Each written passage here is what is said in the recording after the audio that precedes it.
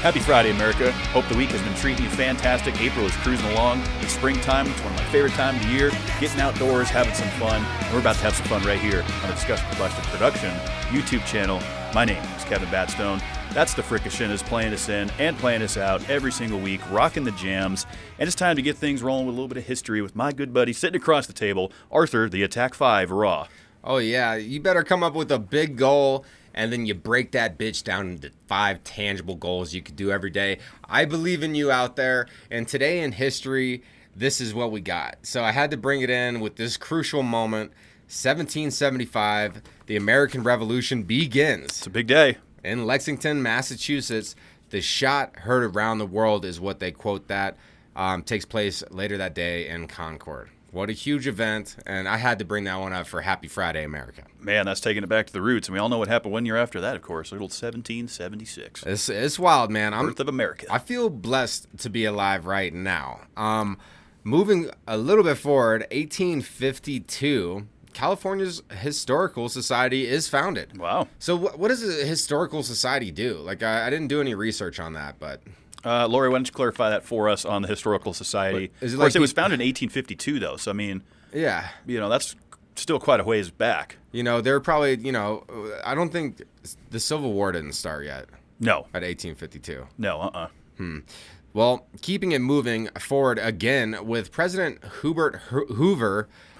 he was the first person in 1932 to suggest a 5-day work week. A lot of people don't like that anymore. But, what do they want? 4-day? Well, people don't want to work, period. So, yeah. They want to get out as much. They want 3-day work weeks, 8-hour days, 32-hour weeks, something like that. See, I would be cool with 410s. 410s is fine. I'm cool with that. I'm fine with, working in an industry where I kind of make my own schedule. I don't have to be somewhere from this time to this time per se. As long as you're getting your work done. If it takes you 40 hours, great. If it takes you 32 hours, great. Is the end result getting the work done? Yeah, and honestly, when you're not working and you're just like getting handouts, you lose self-worth.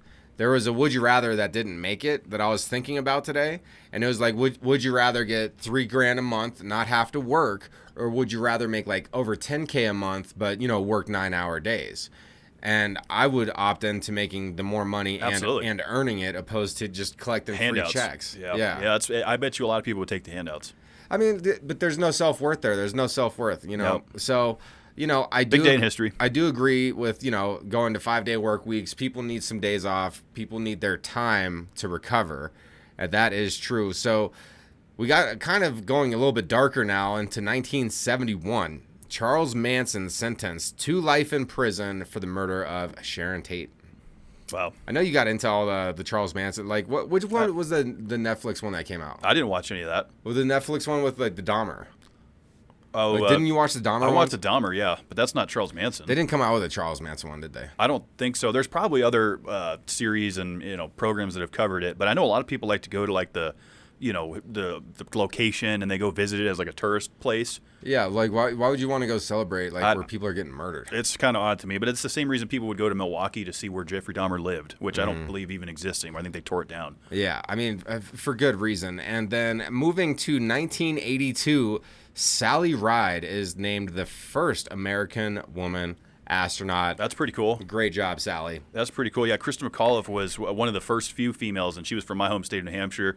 They had a museum for her there. She was in the Apollo that went up and exploded. She lost her life, and then they made this Challenger. Yep, they made this museum for her in my home state, which is pretty cool. So if you're in New England, you want to check out some of that. That's cool. I'm sure Sally Ride has a nod in there as well. And there was some nuke news, but it was in the typical USSR northern bomb site. It's getting played out. Like, I want some new locations. Maybe if I could see France drop some bombs, where's the UK at? So we'll keep looking for some nuke news moving on. We'll keep an eye on the nuke news for sure, but we're going to keep it moving. The Olympics are coming, Art. Okay. They're coming up this summer. So the tradition is they light the torch, the iconic torch that they carry.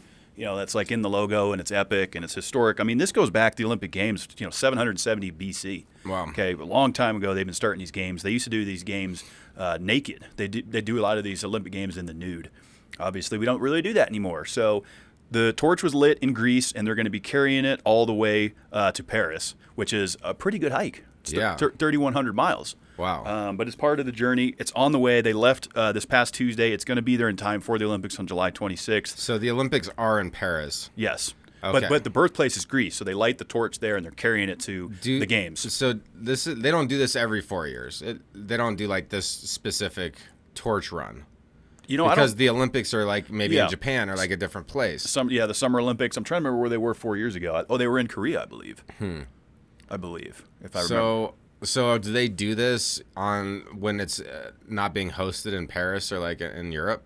I think they do some sort of torch ceremony. I don't know if they carry it to every single location, but they're like, yeah, this is doable. From the birthplace to where it's going to be. It's just kind of crazy that these games, these Olympic games, kind of warrior shit, gladiators type stuff going way back to 770 BC. It's a long ass time ago. Well, it's super symbolic, and you got to think like they have to have like an umbrella system around, like where they got a buddy running next to it, because there's no way that. I mean, do they pass it off like a baton? So they got like 20 different runners, and does it just run nonstop? Or does the torch ever take a break at like a hotel, and they're like posting up the torch in like this fucking hotel or something? It's like sitting there burning. I think it keeps moving. I don't know how that works. I think it keeps moving. They got a squad out there, and they can't like put it on a bike, right? Like it's like it has to be done on foot. It has to be done on foot. They're carrying it. That's a big trek. They're carrying the torch 3,100 miles. I mean, to put that in perspective, that's like going from Bangor, Maine, all the way to San Diego, California. So they're starting. It's a hike. They're starting today. It's going to take basically like 2 months. Yeah, pretty for them much to get it up there. Well, think about it. I mean, how many miles could you realistically do per day? You're going to be dealing with some climate. 20 to 30, something right? like that. So that's 300 every 10 days. I mean, you see how this starts to stack up. Yeah. You're talking, that's what? Yeah, it equates to about 2 months. Yeah. If they're hitting those miles every day. That's pretty wild. I wonder how long they've been doing that for, like that specific thing. Yeah. Because it's probably happened. This can't be the first time that they've done this. I don't believe it's the first time. But that's interesting. I didn't realize that they actually like did this torch thing and carried it that far. Yeah. Yeah, it's pretty cool, man. So Olympics are coming. They're carrying this thing in. What's your favorite sport? Olympic sport or just sport? Just Olympic sport. Well, and Summer Olympics. Because I was going to say curling is my favorite winter sport, just because it's so unique. Yeah, it's not your predictable bobsleigh and whatnot. Summer Olympics, I don't know, man. Probably I like to watch the divers. The divers are cool. They do some cool shit with the Olympic diving. And then there's like no splash. Yeah. It's like how'd they do that? From like 50 feet. I think the long jumping is pretty cool. Long jump's good. And then I also like the shot put, like where they're hucking that heavy shit. Yeah. And like pole vaulting and shit. Yeah, you get some beasts of humans doing that. Oh yeah. Men, women, and gender fluid alike. It's definitely a lot of fun to watch these great athletes perform. I'll be watching come this July. Absolutely. What do we got next, Art? What we have next is we've all heard about the myth of alligators in the sewer systems in New York, and they don't exist in New York. However, if you go down to Florida, to Oviedo, Florida, there's definitely going to be some alligators and those storm drains and piping systems out there. So apparently there was like some damage on one of the roads. There's like some cracks and potholes happening. So then they send in a rover to go like discover what's going on, what's causing these issues on this road. I couldn't really figure out what determined to cause the issues, but when they sent in this rover, they ended up finding an alligator in here. So this alligator was like living in the like murky sludge in the storm drain system, and it seems like this is actually a common occurrence in Florida. Wow. So there's a bunch of these things out there, and this got me to thinking, because I'm from Colorado. I grew up in Colorado. I played around in some storm pipes in my day. First place that I ever smoked pot was actually in like one of those big storm drains where you're like walking through like crouched over. Oh, okay, yeah. So that was like one of my first memories. Now, did they have those big pipes out in New Hampshire? Yeah, they're a little bit different though, just because everything's so old back there. So it's like everything was built in the 16 and 1700s. So unless these roads were updated, we did have a lot of storm drains, but I lived in the woods. Yeah. So the water would just kind of run off, but we did have like those pipes that would, take water from one area, run it under a road, and then it would, to move it from going over the road. We would crawl through that sometimes and goof off in there, but didn't really have the kind of drains where you would see something like this. Yeah, no critters in there. Yeah, those were always fun places to kind of like, because you'd be a little spooked out, like it's so dark in there. You're like, what's back here? You're like finding this different stuff. I had a lot of fun doing that as a kid, but didn't have alligators in there. So if you're growing up in Florida, be extra careful. It's just another reason to stay out of those things. Yeah, for sure. I mean, alligators are cool though. You know, you don't want to get caught with one obviously in a storm drain. You got nowhere to go. But they're largest reptile in America. Mm-hmm. They're delicious. I don't know if people have never tried alligator. Tail? Alligator meat is just so good. You know, I've had it fried. Everything tastes the same fried. You got to have gator, Cajun style. Seared gator steaks, gator tail. Get that meat in there. Have a gator po' boy or something. That's good shit. Yeah, eating like fried, even like the Rocky Mountain oysters, bison balls, eating that fried is kind of like cheating. Like, you're not really flavoring this. And it's like you go to a gamey restaurant and they give you all this gamey meat and it's all fried. It kind of all just tastes the same. It does. It's not the best way to try the new meat. Yeah, so what, can you order like non-fried? Like, I wonder. With Rocky Mountain oysters? Yeah, or like, don't fry it. I just want to try it. Well, they got to cook it somehow. I mean, either pan fry it, maybe sear it, put it in the oven. Yeah, just bake it. No frying it. Bake the nuts. Bake the nuts. Bake the gator. Bake the snake. Bake the snake. Yeah. Oh yeah, rattlesnake is really good. Yeah. I've had that not fried. Really? Yeah. Is it chewy? It's chewy. Is it? Yeah. Is it more chewy than like bison or something? Isn't gator pretty chewy too? Gator's like Gator's gummy. No, gator's like it's got the consistency of chicken, but it tastes like tuna. It's the best way to describe it, if that makes any sense. But snake, you never had rattlesnake here in Colorado? I had to have had it before. Yeah, it's good. It's definitely good. I don't know if I had a Western Diamondback or if it was just a prairie rattler. Yeah, but it was pretty tasty. Yeah. Teenage Mutant Ninja Turtles out there in New York. Can I talk right now? The Ninja Turtles. No, they don't have to worry about the gators up there in New York, though. That's that whole myth. But they have rats the size of gators in New York. That's true. The size of small gators. They're like cats. They're huge. They're like big rat cats. Big rat cats. They get massive big up there. Cat rats? It would be a rat cat because it's a rat. Do you know what a king rat is? The Rat King? Yeah. That's what Theo Von's nickname is. Well, so it's like they call it like a rat king or something, but it's literally when a group of rats get their tails tied up in a knot and like they can't escape each other and they all die because their tails got knotted up. That is kind of crazy. They do have some big old gnarly tails, those rats. And they're like there's no fur on them. They're like yeah. I don't know what it is about that. I don't know. But some people love the rats. I mean, if you have as a pet, but like the wild storm drain rats in New York City, I mean, ask anyone that's seen those suckers. Yeah. They're nasty. Yeah, I mean, look what they're living in. And they're eating all the filth. So, good article there. We're going to keep moving to my random records. David Rush is back, baby. Oh, God. He's broke another record. Rush. Yep, the Rush Man. Now, this one's pretty wild, Art. He had to balance a running lawnmower. Running? For 9 minutes, 17 seconds to break the record, which he did. He was able to do it. But the hard part about this, I feel like, is he had to balance it. Like, I know, acrobatics and some of those guys, clowns and shit, they learn how to balance all this shit on their chin. There's a way to do it. But lawnmowers just seems like it's such an awkward weight because you have the handle coming off, you got the motor. Like, that would be tough to balance for 9 minutes, let alone for 30 seconds. And it's running. I mean, it's at idle, obviously. Yeah. It's not like it's full. So the blade isn't like, is the blade moving? No, because it's just running because you got to pull that thing back, to get that lever back on the mower to get the blade to start going. Yeah. So I think it was just idling. I wonder what kind of health insurance David Rush has. He's probably got some pretty good coverage. Probably got some legit shit. I mean, he's starting to get into some wild shit here. I mean, a few weeks ago he was drinking lemon juice. Yeah. And he was like trying to stomach that too, like. Yeah, that's tough. No, like when I was saying, okay, like I was reading through this, I was like, okay, we got a man balancing a lawnmower on his chin. I made sure not to put the name in there. Yeah, of course. Yeah, of course it's Mr. Rush.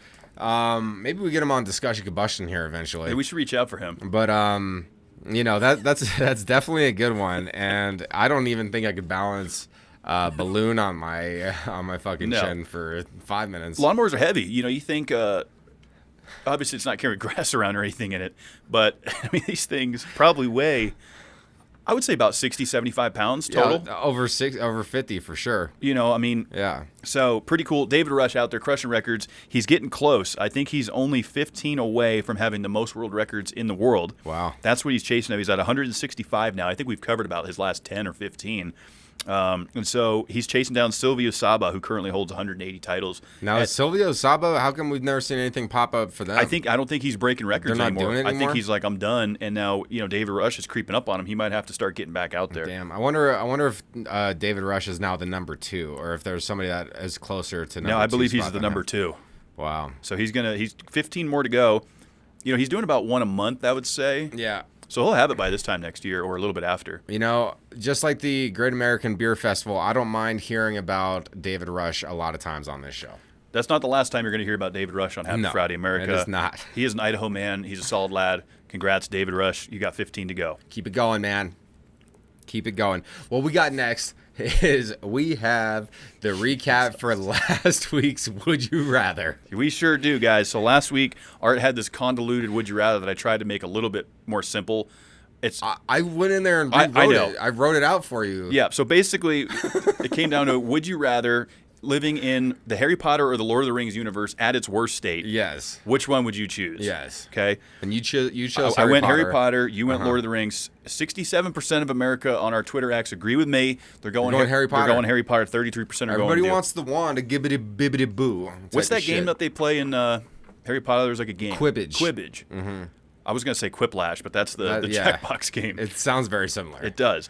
So that's the results from last week's Would You Rather. Thanks for participating. Twitter X, Happy Fry, Fri USA, over there on Twitter X. Or just leave a comment down below. Yep. What do we got this week, Art? For this week's Would You Rather, I have one that is kind of, based in the money realm, based in finances. So, would you rather have a free luxury vehicle for life? And I'm talking about BMWs, Lexus, Mercedes, that kind of class of vehicle. Like, you don't have to pay for it. Maybe you have to pay for the gas, all right? So you still got to pay for gas and stuff, and you still got to, that's it. Maybe pay for the insurance. I didn't think about this enough before. Now that I'm like brainstorming out loud.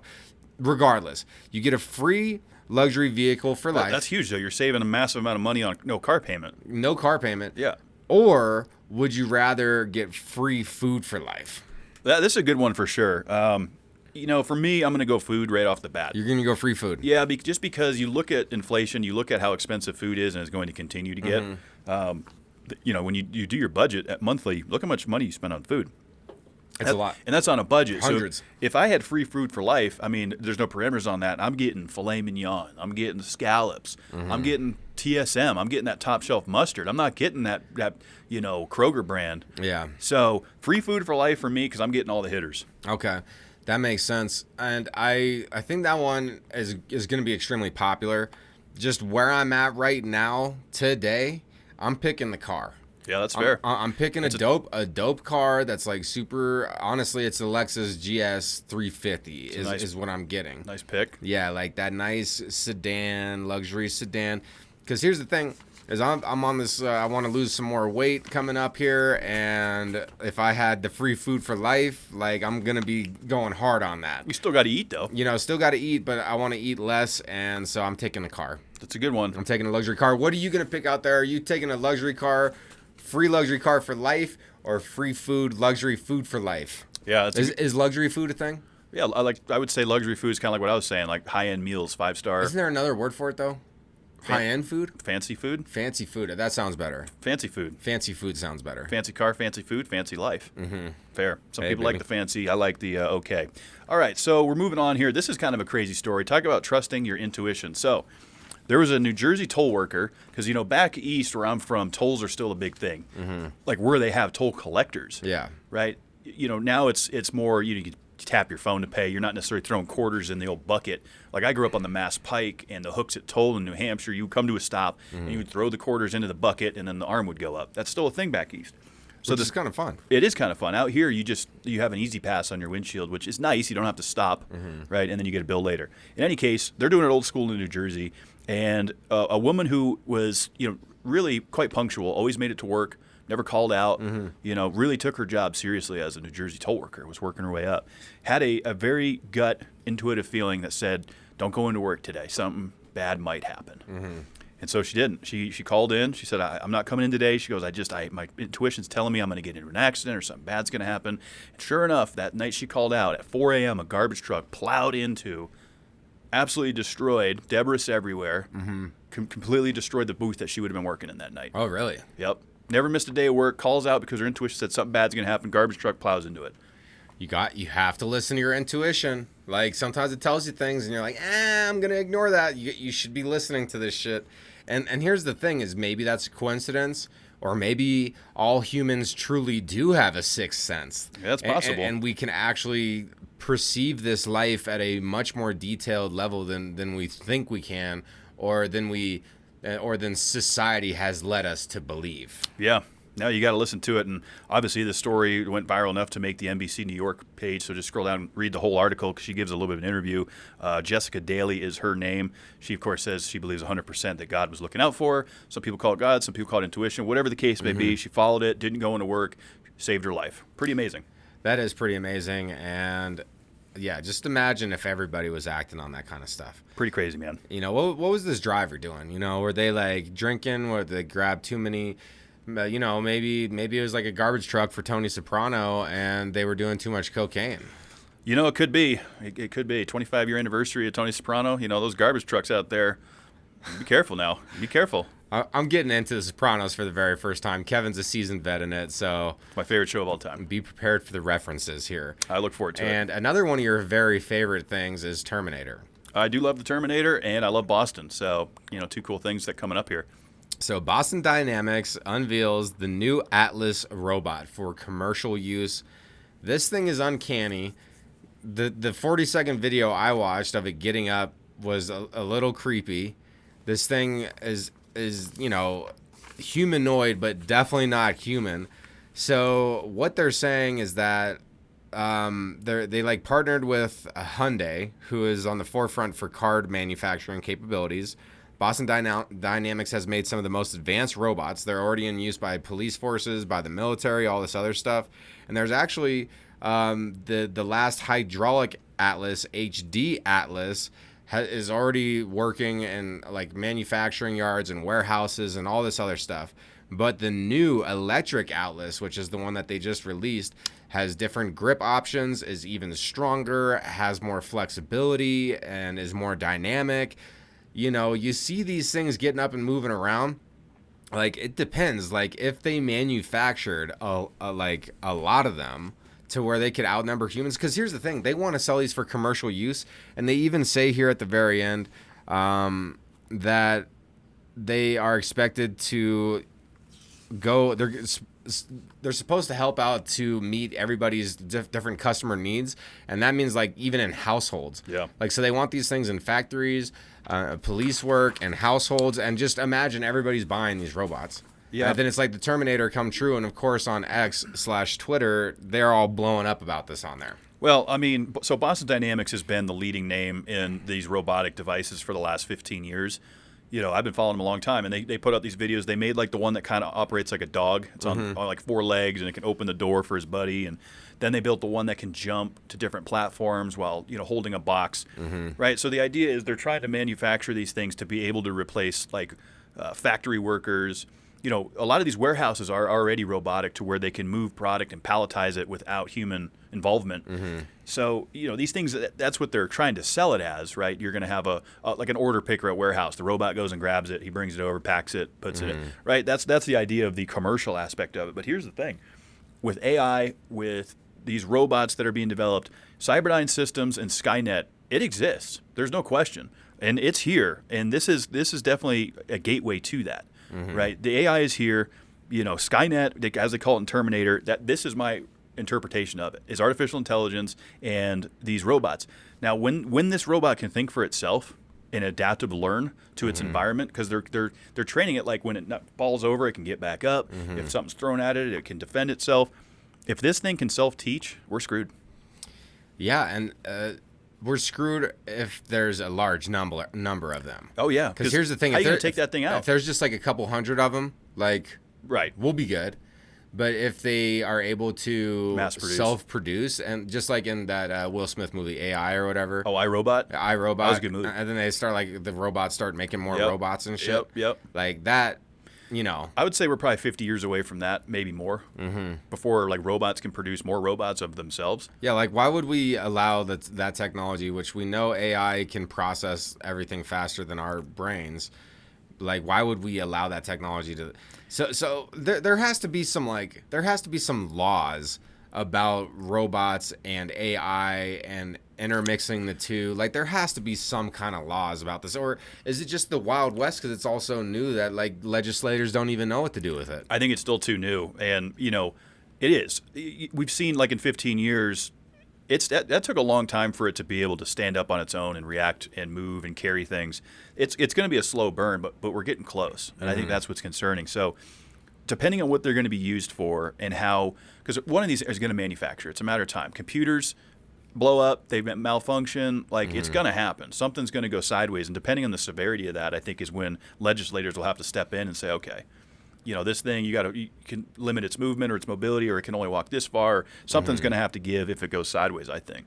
Yeah, it's really cool to see how the technology is progressing and growing. It's fascinating, but at the same time, it's playing with fire, you get burnt. Yeah. We'll see has Boston Dynamics had any employee injuries that are due to dealing with or handling these robots? I wonder. I just wonder. I'm sure there has to have been an incident, whether it was human error or something that went wrong in the warehouse, building these things. Something had to have gone sideways. Not that I know of, though. Because you'd think they would probably put in stuff here we can't hurt humans sort of thing. Yeah.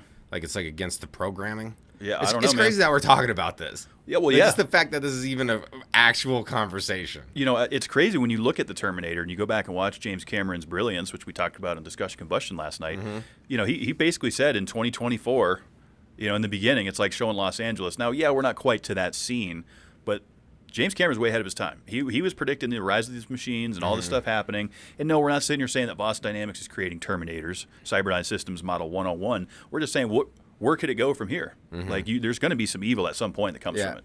Definitely go down, show notes, check out the link, watch the video.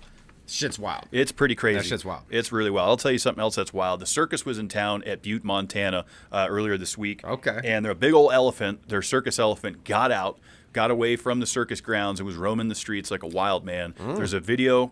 Scroll down. It's going to be the last article. Click it. It's kind of funny to see people reacting. They're sitting in traffic and there's an elephant walking towards them, just like in Montana. Yeah. Of all places. They're and so, it took them, the squad, a little bit to round him up. You can imagine this is a massive, massive animal. And, I was kind of reading about it a little bit. And elephants, we know how smart they are. We hear about the memory of an elephant.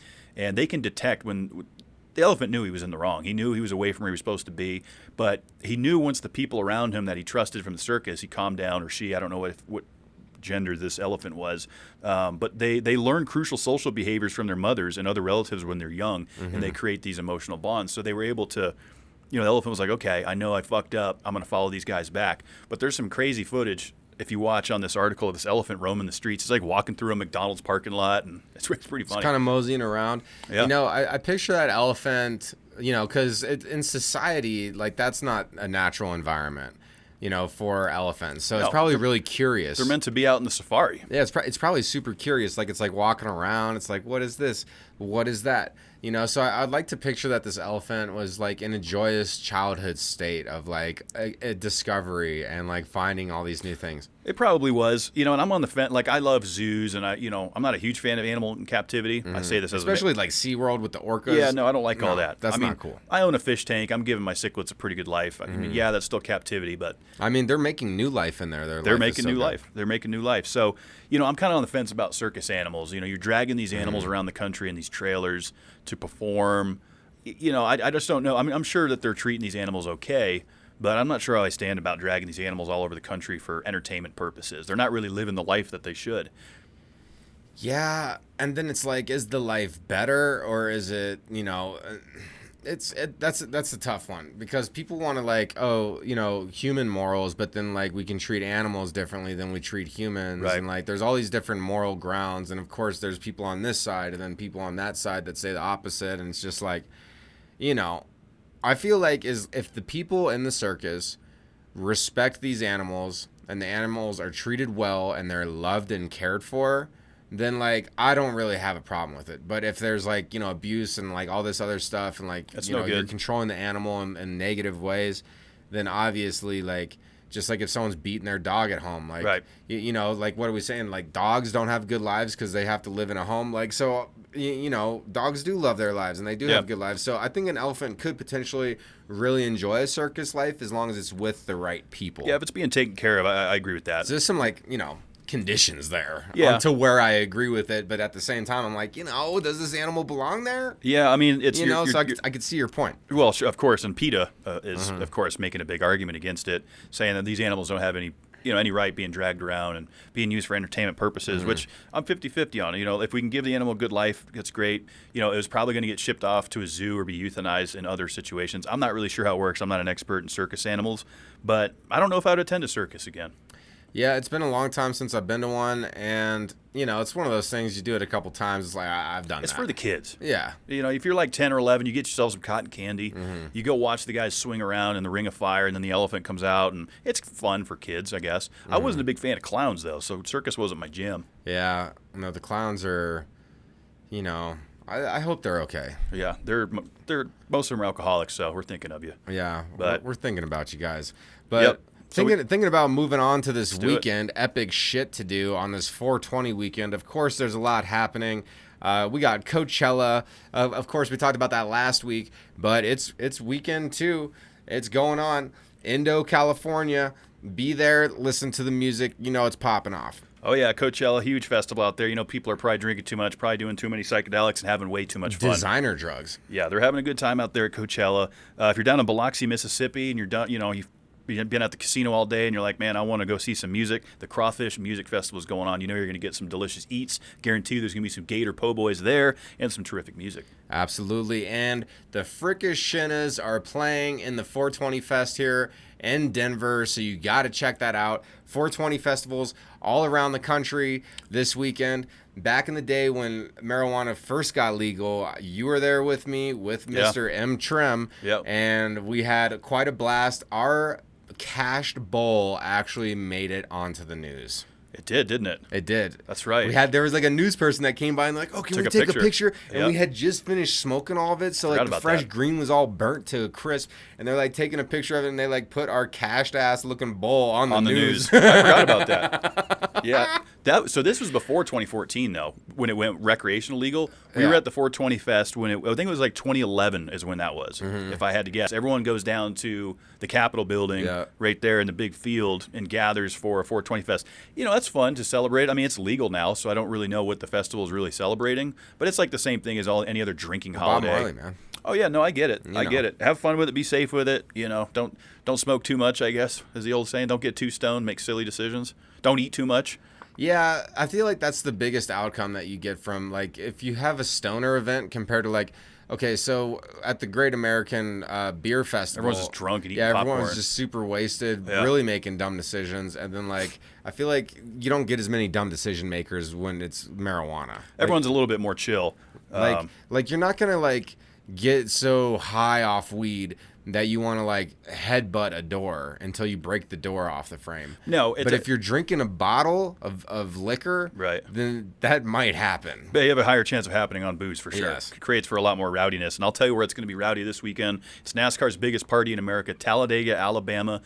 There is rain in the forecast for Sunday. They do not have lights there, so night racing won't be an option. I'm hoping that the forecast changes and it blows out. We can get this race going. It's the Geico 500. It has been rated the #1 tailgate experience in the country for any spectator sport. The infield at Talladega is complete chaos. Absolute chaos. They're going to be celebrating 420. They're going to be drinking. They got mud wrestling. It's full hillbilly, NASCAR, redneck, full send in Talladega this weekend. That sounds like a good, fun time. Definitely check out the Mash the Gas episode on that Monday, because that's going to be released. Hosted by yours truly, Kevin Batstone, and also Jeff Davis over there. Love those guys. Thank you so much for tuning in to this episode of Happy Friday. We're bringing in the weekend right. The Fricashinas play us out. Go ahead and subscribe. All the places at Happy Friday USA. That's Instagram and Facebook. Happy Fry USA on X/Twitter. Send us an email, happyfridayamerica@gmail.com. Let's bring in the weekend.